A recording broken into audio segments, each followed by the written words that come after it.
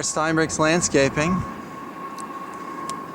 Father Nicola's great-great-grandson, Brock. Think we're gonna find anything today? Hope so. I hope so too. We'll see what happens. Yeah. Rocky Steinbrick. Yeah. Father Nicola's great-grandson. Are we gonna find anything today, you think? We sure hope so. We hope You and think? pray. You Yeah. think? I think we have the luck on our side. I hope so. Well, the good Lord on our side. Yep. So we'll see. We'll see if we find anything. Brock's back there. I can see Brock. There we go. We have our map.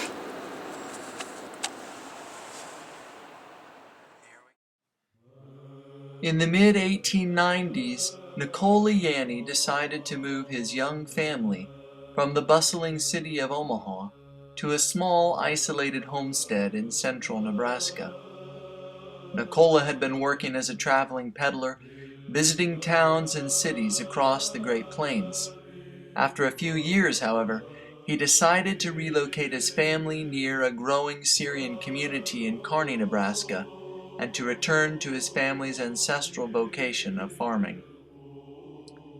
Several months after the birth of his second child, Nicola and his wife Martha packed up their belongings, and along with their 2-year-old son Elias and baby Anna, journeyed by train to Gibbon, Nebraska. From there, they traveled by horse and buggy 7 miles north to the small farm in Valley Township that would become the family's home for the next 9 years. It's just amazing to me that this is the location clear out here in a high pasteurized type thing that they decided that this is where they're going to raise garden and live and homestead. It's dry land. What? Dry land would be, just what Mother Nature gave you for moisture. Right. And that's where today's society pivots and irrigation have developed to the point that they sink a well and they can run throughout, where technology has developed that. Been pretty hard out here. Yeah, it's Some pretty hard living.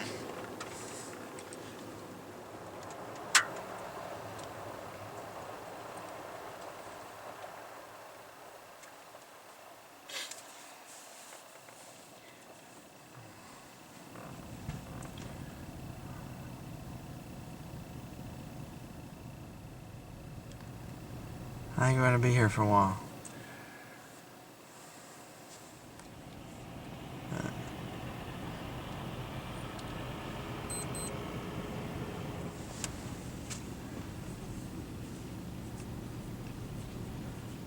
This may be the most exciting thing that happens all day for us. yeah. Living on their homestead in the middle of Valley Township, the Yanney family were far from many conveniences. The closest stores were 7 miles south in the town of Gibbon, and their friends and family, fellow Syrian immigrants, many from their home village of Fia, lived over 20 miles away in the city of Kearney.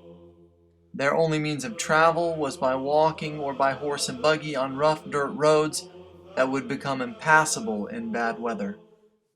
But just the assets of having, we travel by vehicle, but they would do horse and buggy to... Yeah, horse and buggy. To be able to get back and forth to where they needed to be, as far as going to the general store to get goods and services. And The logistics of when Catherine passed away, they didn't have phone or anything, so they probably would have had to send somebody to go to Kearney or Gibbon and let people know so that they can come back and how tough that would have been. Think about it. This is the St. Raphael, the bishop, or he wasn't a bishop yet. He's coming out on this road by wagon from Kearney. Yeah, long ways. And the roads aren't even like this. No. Perhaps the most notable trip to the Yanney family homestead was the one taken by Nicola with St. Raphael of Brooklyn. In 1899, St. Raphael, a missionary priest from New York, visited the Syrian community in Kearney. The day after his arrival, he accompanied Nicola, traveling the 22 miles from Kearney to the Yanney family homestead by wagon, arriving in the middle of the night. The next morning, St. Raphael prayed with the family and blessed their home and crops. The family returned with the visiting priest to Kearney, and there, a few days later, St. Raphael baptized Nicola and Martha's children, Elias, Anna, John, and Moses. It's up in here, I believe, up and over this second hill here is kind of the area we're looking for. It's the ridge over there. No, because this would be the section right here, and that's that fence line, I'm assuming. Right. Wait a okay. minute. There's the quarter. Okay, the 77 acres. Right. Okay, and there's a windmill up here. We'll go up here and look. Right. But I am guessing that it's the ridge up on top over there, and that's why those trees are over there too. Okay. Maybe you'll find the apple trees your uncle was talking about. So up there somewhere, that's where we're headed. So there would have been trees around. I think the trees, that was a common way to put shade and those kind of things for animals and families and stuff by having trees around their homesteads. And your Uncle Michael said there were apple trees out there. And there was apple trees and that. And that would have been typical of trying to produce your own food by having fruiting trees and those kind of things. So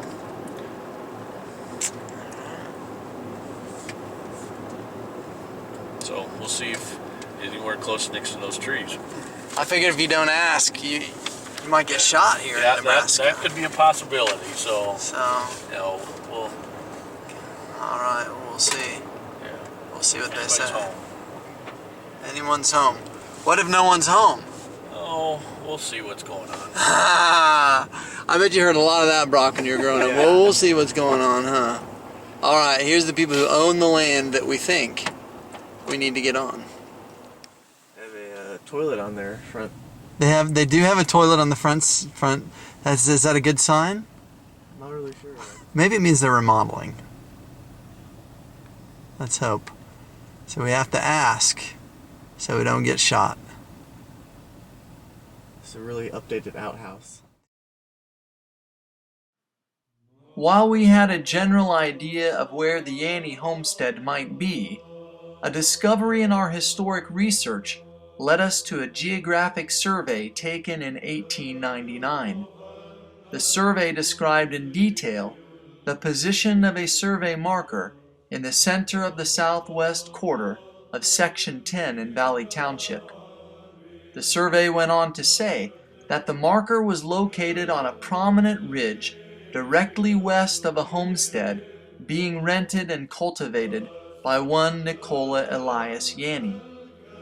While we had no hope of finding the marker itself, we hoped that the descriptions of the area might lead us to the site of the homestead. That would have been the road right here on this fence line. Right here. Because this would have been right away. And that would have been the right of way for the road. So that's the road. How they got linked up.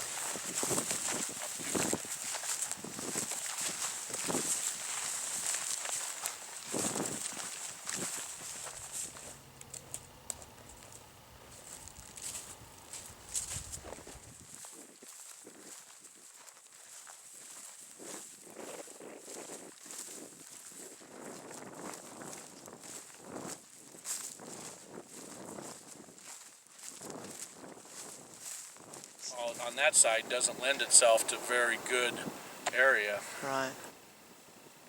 Either way.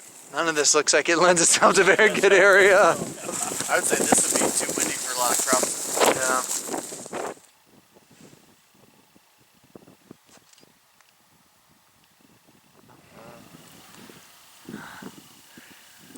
Got to be either. Did you get a picture of this big hill? Yeah. Got to either be right up there, Or the spot that we were looking at before. Yeah. So that would be the ridge. That'd be the ridge. The prominent ridge. You know, and so there's the big ridge. Here's somewhat of a flat spot of the ridge. So this would be logical to have a house along with some garden. Yeah. And because those are not very big ridges over there to be able to put a house. Right. Prominent ridge, flat spot. Tough conditions, not a lot of high quality ground to farm. I would say Pretty tough. pretty tough. No wonder it was tough to make a living out in this area. Yeah. Approximately location of where Father Nicola Yanney raised his family for a few years. So we're in the middle of a section, southwest, high ridge. All the pieces, it's a flat piece of property. They could put that on there with very easily and be able to. I'm sure glad they did it instead of me, as far as that goes. It's rough. Would have been pretty rough. Very rough. That ride to town would have taken quite a while. Not, Yeah. not very pleasant roads. And the story of St. Raphael when he came out here, To travel. they left in Kearney in the afternoon. They got here like 1 or 2 in the morning. Yeah, well, that would make sense. Yeah. The tough roads to get here. Yeah. There's the 2 water towers that Kearney has. Golly. No wonder it takes them from a long time to get from Kearney to the town or to the house that Father Nicola lived in. Yeah. And Gibbon, can we see Gibbon? Yep, there's Gibbon right there, straight south, right? Straight south. There's Gibbon. There's Shelton over there.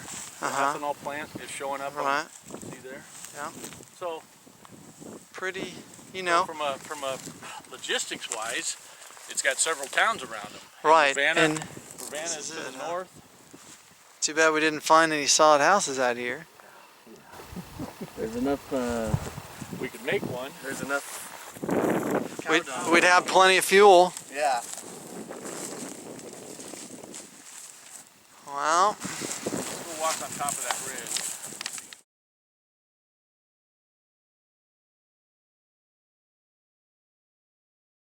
there it is.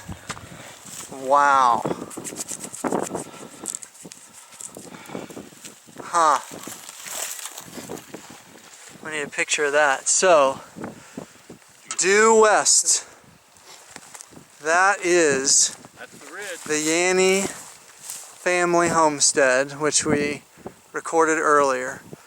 Without a doubt, that is where Father Nicola and Martha raised their family. I think Brock is moving out. Yeah. He's ready, Yeah.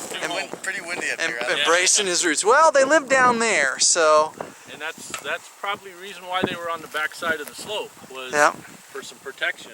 I just cannot imagine how you can harvest plants and stuff and produce up here in these conditions and be successful. Keep in mind too that a couple bushel of apples for the year would bring them a lot of money Yeah. that they could live on. Yeah. I mean, or fresh produce from the garden or whatever Yeah. it may be. And I think we know he picked up seed. And a lot of it was probably sustenance living too. Yeah. I mean, that's what they were used to, and Yep. what they didn't need, they would trade or sell. And Oh, cap on it. Okay. so this is a view of the homestead facing west. And there's Father Nicola's great-grandson and great-great-grandson. It is on this site that Nicola and his family lived in a 2-room sod house, laboring quietly on their small farm for almost a decade. In this place, Nicola and Martha experienced some of the greatest joys of their life, raising their son Elias and their daughter Anna, and the later births of their sons John and Moses. It is here that Nicola and his children also experienced the greatest sorrow of their life, when Martha Yanney died giving birth to their 5th child, and the death of the infant Catherine 9 days later. Yet in this deep sorrow came the very turning point of Nicola's life.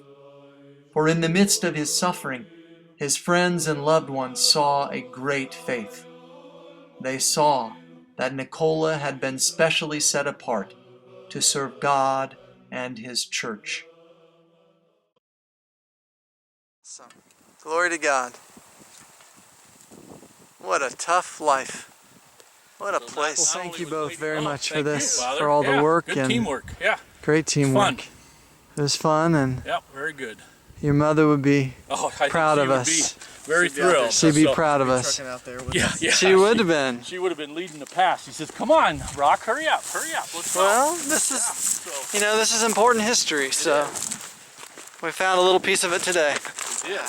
It's just unbelievable that he took care of the family, his own family with no wife, to take care of the household, to raise the produce and all that for peddling, then also be, you know, church family, carny, traveling, all those different things. Yeah. Pretty amazing. It's high demand on his personal service. Yeah. Quite a life.